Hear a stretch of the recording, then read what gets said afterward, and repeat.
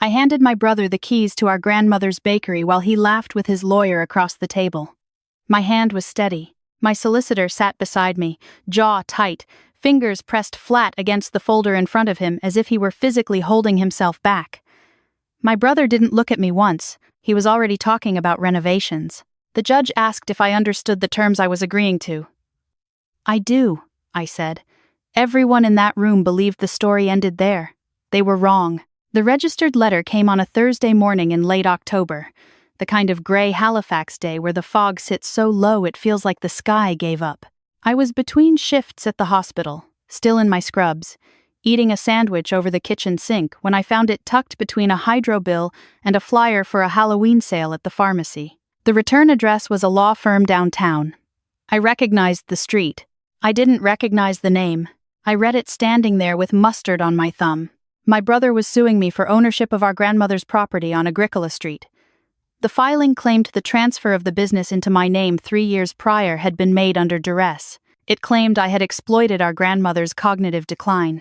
It claimed the bakery, the building it occupied, and the small apartment above it had always been intended for him. I set the letter down on the counter. I finished my sandwich. Then I sat on the floor and stared at the ceiling for a long time. That building was where our grandmother, Nana Rose, had spent 40 years building something from nothing. She had come to Nova Scotia from Portugal with her husband, neither of them speaking much English, and she had turned a rented storefront into a neighborhood institution. Pastel de nata on the counter every morning, the smell of cardamom and warm butter permanently soaked into the walls. Regulars who had been coming since before I was born. When Nana Rose's health started slipping, it was slow at first. Forgotten orders. A mixing bowl left on a lit burner. Small things that could be explained away. My brother lived in Calgary. He called on birthdays and at Christmas, sometimes. I lived 20 minutes from the bakery. I was the one who started coming in before my shifts, helping her open, checking the books, making sure the suppliers were paid on time. I was 26 when she first brought up the transfer. She was clear that day, sharper than she'd been in weeks, sitting at the little table in the back with her espresso, watching me fix the display case. She said she wanted the building in my name, not because she loved me more, she said carefully. Because I was there. Because I understood what the place meant. Because she was afraid of what happened to things when no one was paying attention. We went to her solicitor together. A careful, methodical man with an office in a heritage building on Barrington Street. He met with Nana Rose privately before I was called in. He asked her the same questions twice. He made her explain her reasoning in her own words. She did, without hesitation. When the papers were signed, he gave me a copy and told me to keep it somewhere I wouldn't lose it. My brother was informed. I called him myself. He said, "That's fine." He was too busy to deal with any of that anyway. 3 years later, I was sitting on my kitchen floor reading a lawsuit. My solicitor's name was Daniel. He had a small practice in the North End. Referrals mostly, the kind of lawyer who remembered your name and actually returned calls. He went through the claim with the kind of concentration that told me he was taking it seriously, even when his words tried to reassure me. "This is thin," he said. "The notarization is solid. The capacity assessment is documented. They're going to have a difficult time arguing undue influence when your grandmother had independent legal counsel present." He paused. "But family disputes are never just about the law," he added. "They have a way of becoming about everything else at once." He was right about that. The first mediation session was in a beige conference room in a building near the waterfront.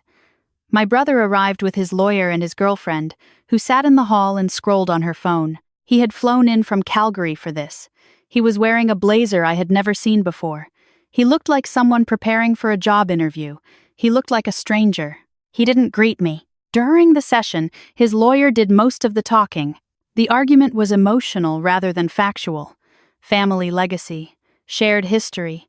My brother's right, as the eldest grandchild, to inherit what Nana Rose had built. There was nothing about the books. Nothing about who had been there. Nothing about the 6 years I had spent learning how to run that bakery because I knew someday I would have to. When I got home that evening, I sat at my kitchen table with Nana Rose's original ledgers spread out in front of me. I had kept everything. Not as a strategy. It was just how she had taught me to do things. "You keep records," she used to say, "because memory is kind, but paper is honest." I started going through them carefully. Not just the recent years. Everything. Daniel called me a few nights later, voice tight with something between frustration and admiration. "I've been thinking about this," he said. "You have everything you need to win this outright. The documentation, the legal record, the capacity assessment. I can dismantle their case in discovery. Let me do that." I told him I'd think about it. The thing was, I already had a different idea forming. I hadn't said it out loud yet, not even to myself, fully. But it had started the afternoon I went through the building's original lease agreement, the municipal heritage designation papers, and the commercial property obligations Nana Rose had taken on quietly over the years. Obligations that didn't dissolve just because a deed changed hands. Obligations that went with the property, whoever held it. My brother wanted the building. He had said so clearly in his filings, the building, the business name, the brand she had spent 40 years building. He had not said anything about what came attached to it. The deposition was worse than the mediation. Sitting across from my brother in a small room while a court reporter typed everything felt like a dissection of my entire adult life. Every time I had shown up, every choice I had made, reframed as self-interest or manipulation. When his lawyer asked whether I had ever received compensation for my time at the bakery, I answered honestly, no. When she asked whether I had financially benefited from the property transfer, I answered again, no. When my brother described me as someone who had always wanted control over the family, I felt something go quiet inside me. After that session, I stopped trying to explain myself. I stopped rehearsing arguments in my head on the drive home. Instead, I started looking at things from a different angle. I reviewed the heritage property agreement the city had issued 12 years earlier. I read the conditions attached to the commercial zoning. I looked at the maintenance obligations tied to the building's designation, the requirement to preserve certain architectural features, the restrictions on renovation, the reporting requirements for any structural changes. I looked at the lease agreements Nana Rose had signed with 2 longtime tenants who rented space in the building for storage. None of it was hidden. It was all there in the files she had kept in the back office, in labeled folders, in her careful handwriting. I thought about my brother mentioning renovations before the ink was even dry. I called Daniel the night before the final session. He answered on the second ring. "I need you to prepare the transfer documents," I said. Silence. "You want to give him the building?" "I want to stop carrying something that belongs to someone else," I said. "That's not," he stopped himself. Another pause. "You understand that once this is finalized, there's no path back. The legal record will reflect a voluntary transfer. You walk away with nothing." "I know what I'm walking away from," I said. "I also know what I'm leaving behind." He didn't argue after that. He asked me to come in the next morning before the session so we could review everything one final time. His voice had changed by the end of the call. Still concerned, but something else had come into it too. A kind of reluctant respect I hadn't asked for. I slept well that night for the first time in months. The morning of the final session, the conference room felt smaller than I remembered. The building's heating was working too hard against the November cold outside. My brother was already seated when I arrived, speaking quietly with his lawyer. He looked confident. He looked like someone who had already started spending something. Daniel walked in beside me, folder under his arm, expression carefully neutral. He had prepared everything exactly as I asked. The session proceeded in legal rhythm. Documents reviewed, terms confirmed, outstanding items addressed. When the transfer agreement was placed in front of me, the room went quiet in the way rooms do when something irreversible is about to happen. I signed without hesitation. Across the table, my brother allowed himself a small smile. His lawyer gathered the pages and began organizing them into her own folder. That was when she stopped. It was subtle at first. A slight pause in her movements. The way someone pauses when they read something that doesn't match what they expected. She turned back a page. Then another. Her posture, which had been relaxed throughout the session, had changed. She was reading more carefully now, and the careful reading was taking time. My brother noticed. He leaned over and said something quietly to her. She held up one finger without looking at him. "Keep reading."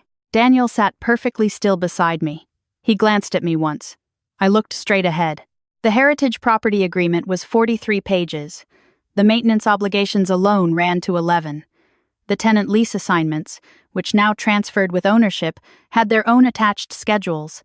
The city reporting requirements for properties under heritage designation in Halifax were specific, annual, and non-negotiable.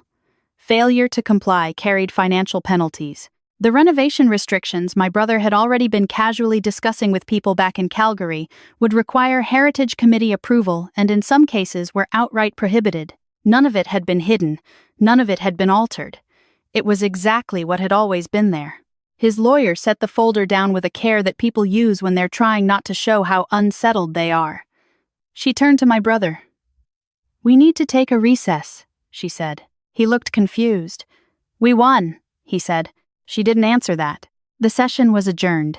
In the hallway, I could hear his lawyer's voice, low and controlled, explaining something in short, careful sentences. My brother's voice rising, then going quiet, then rising again. Daniel and I gathered our things and walked out without a word between us. Outside on the street, the air was cold and clean, the kind of November afternoon in Halifax where the harbor smell comes in on the wind. I stood on the pavement for a moment and breathed it. Daniel cleared his throat. He was looking at me with an expression I hadn't seen on him before. "You knew about all of it. The heritage conditions, the tenant agreements, the maintenance schedule." "I knew," I said. He exhaled. "And you let them build their whole case around an asset they didn't understand." "I didn't correct them," I said. "I just stopped explaining." He was quiet for a moment. Then, "I've been a solicitor for 14 years. I don't think I've ever seen anyone do that deliberately." "I wasn't doing it to win," I said. He nodded slowly. "Then what were you doing?"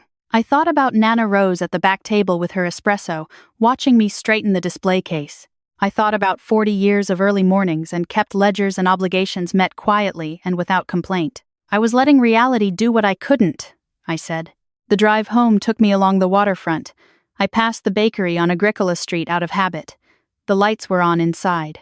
One of the morning staff was still there, wiping down the front counter. A customer lingered at the door. Ordinary. Continuous. The way things look when someone has been keeping them that way for a long time. My phone rang that evening, my brother's number on the screen. I almost let it go to voicemail. Then I answered. His voice was different.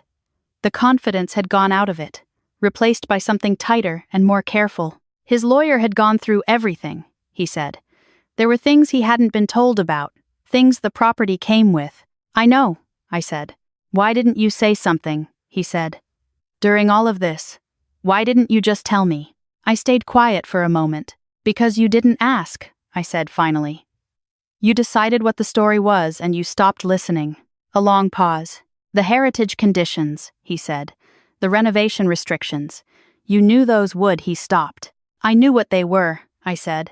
"I've been managing them for 3 years." Another pause. Longer this time. His voice, when it came back, was different again. Quieter. The kind of quiet that comes after something breaks cleanly rather than crumbling.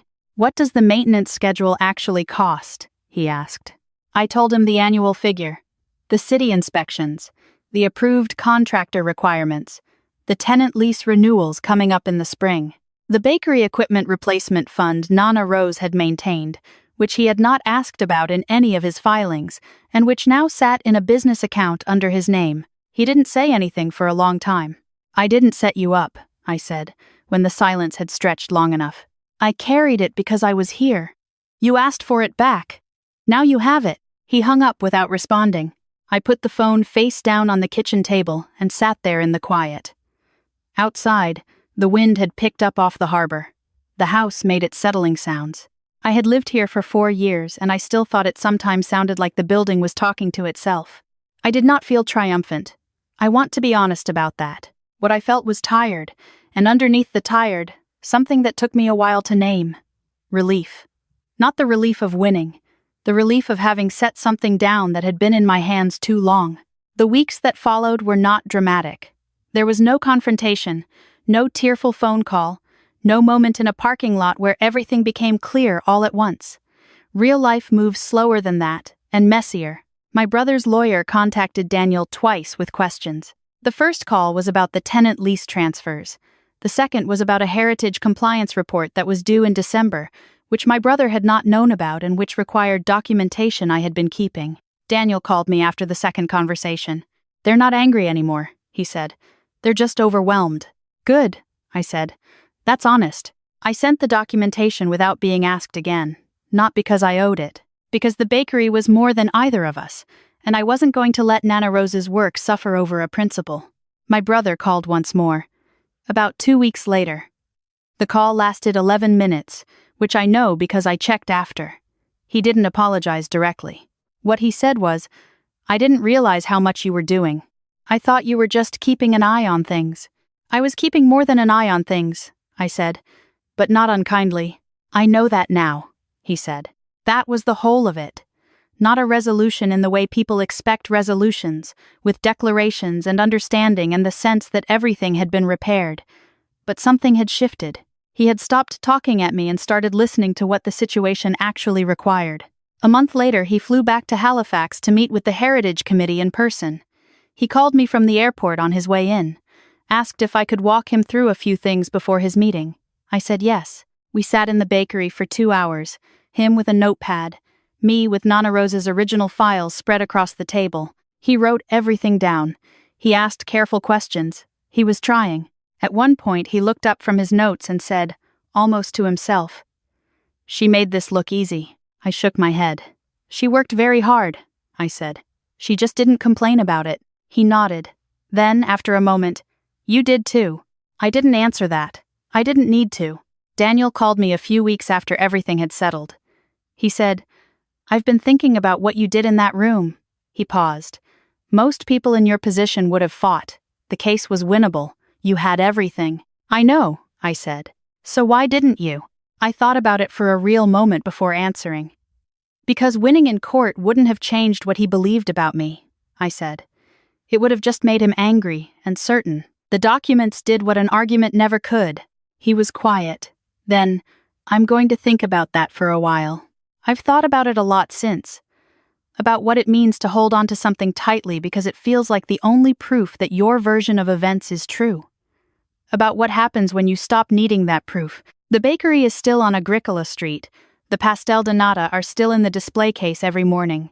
The smell of cardamom and warm butter is still in the walls. My brother is learning to manage the heritage requirements, slowly, with help from people who know what they're doing. He asked me recently for the name of the contractor Nana Rose had used for the annual exterior inspection. I sent it without comment. We are not close the way I once hoped we might be. I have accepted that. Some distances don't close completely, and forcing them doesn't make them real. But we are honest with each other now in a way we were not before. We see each other without the story either of us had been telling. That is more than I had a year ago. I think about Nana Rose often. The way she ran her business without making noise about it. The way she kept her records not as a weapon but as a practice of care. The way she used to say that a building remembers who looks after it. I believe that. I believe places hold something of the people who tended them. And I believe that tending is its own kind of ownership, one that no filing can transfer and no court can revoke. For those of you listening who have been holding things quietly, managing more than your share, showing up when others didn't, I want to say something plainly. Your consistency is not invisibility. It is evidence, not the kind that wins arguments, but the kind that outlasts them. You do not have to fight loudly to stand firmly. Sometimes the most powerful thing you can do is let go of what you were carrying and allow the weight of it to land where it was always supposed to be. My brother owns a bakery now. He is learning what that means. And I am sleeping through the night again, which turns out to be worth more than I knew. If this story stayed with you, I hope you'll take a moment to think about what you might be carrying that was never really yours to hold forever. And if you know someone who needs to hear that their quiet work has not gone unseen, send this to them. That kind of reminder matters. Thank you for listening. This is Steady Bearing, and I'll be here when you need it.